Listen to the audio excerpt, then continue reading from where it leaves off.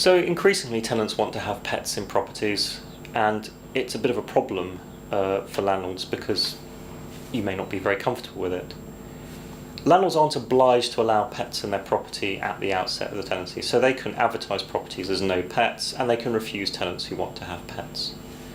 If a tenant has moved a pet in during the tenancy, then they are likely to be in breach of the tenancy, and the landlord could, in theory, seek possession. In practice, however, it's a discretionary ground for possession, and the court's going to treat it with some coolness. In fact, you would only get possession if it was a flat and there was a superior lease that had a no pets clause, and so you were put in breach of a superior obligation. That would be one reasonable way of resolving it.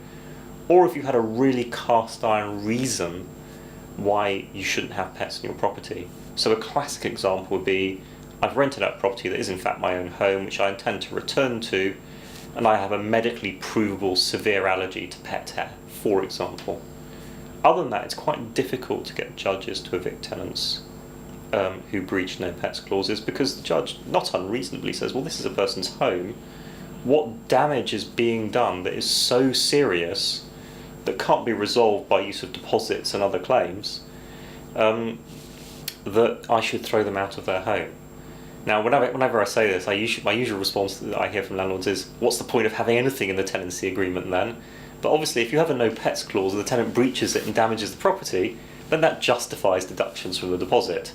If you don't have a no pets clause and the tenant has pets, you ain't going to be getting deductions from the deposit in respect of pet damage, unless it's above fair wear and tear. And if you allow pets in your property, then the scope of fair wear and tear is inevitably extended.